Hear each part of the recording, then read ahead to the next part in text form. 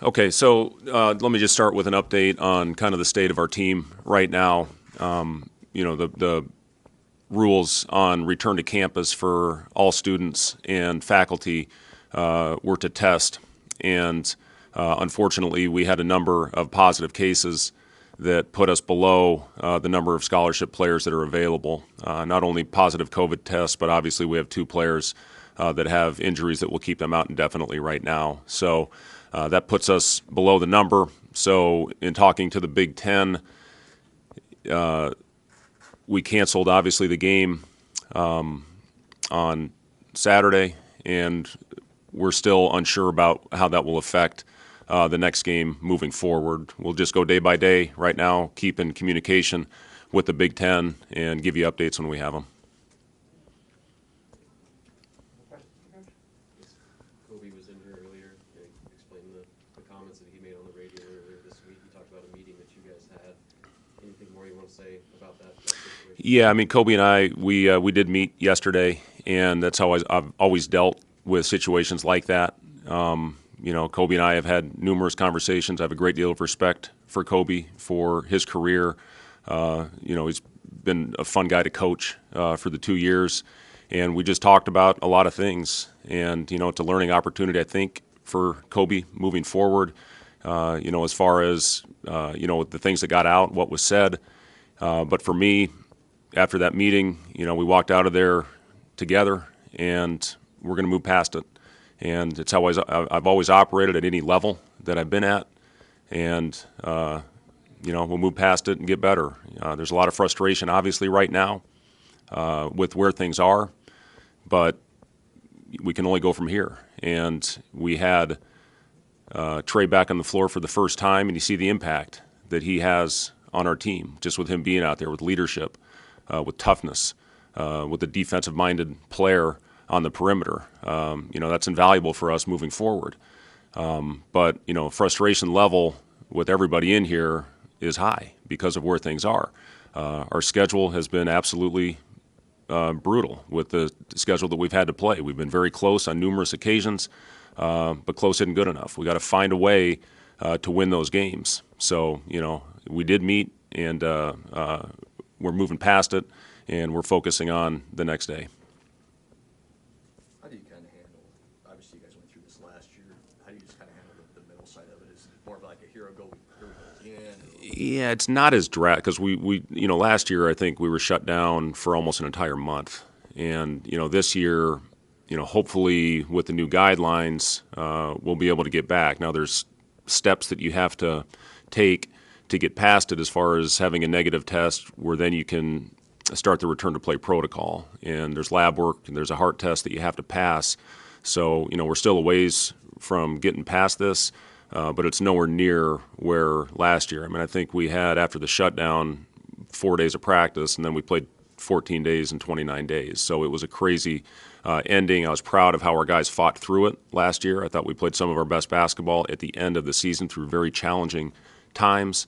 This is one thing, you look at how this has affected our sport, well, obviously how it's affected our world with everything going on. So, it's something that's here. It is what it is.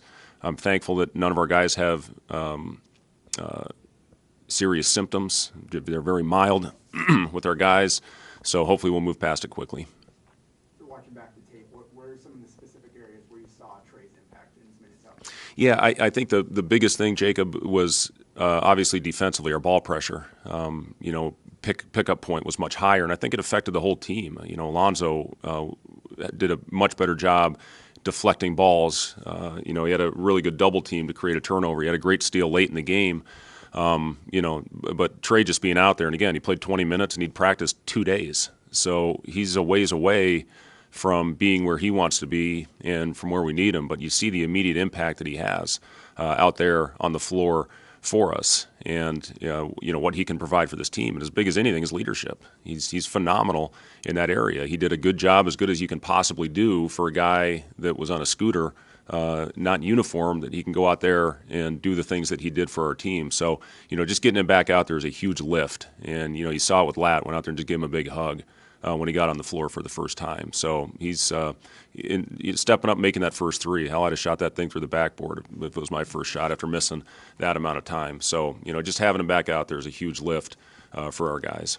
And some deja vu at all with Derek Walker last year, missing half the season, play Indiana, shut down with COVID. Trey misses 2 months, play Indiana, shut down with COVID. Yeah, it is eerily similar on it, but again, hopefully we're not shut down for a month this time. And again, we'll work very closely with the Big Ten on the rescheduling. I saw the women had to shut down a second game.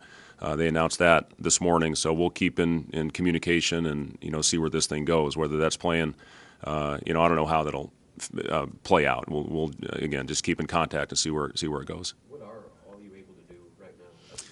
Well, the guys that are here, because we are a fully vaccinated team, can still come in and get work. And when our guys came in, I think we had 6 guys on the floor yesterday. And guys, today is really an off day for our team. So we'll get back at it tomorrow with a small group. It'll really just be skill work, individual work, and then hopefully be able to get guys back. But from a positional standpoint, right now, we're very thin, obviously. So we'll just do as much as we can, continue to get guys as much work as we can, and just try to keep them in the best shape possible.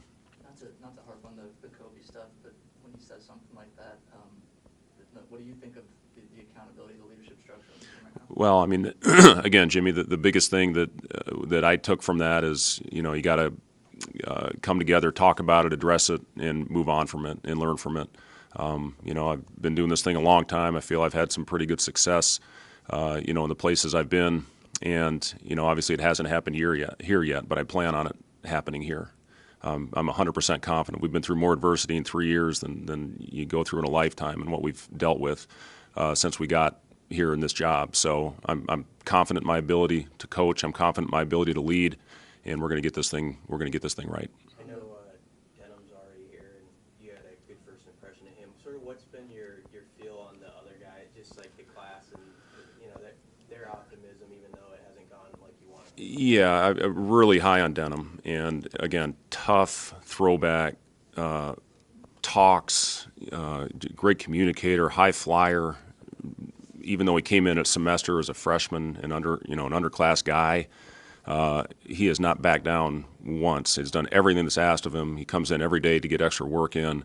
I've been so impressed with what I've seen with him to this point. Matt and I went down and saw Blaze Kita play a couple nights ago, and he was phenomenal. And it's his 3rd game back after injury, but against a really good team at 20 points, actually against I think a Florida State commit, and just was phenomenal, physical, tough.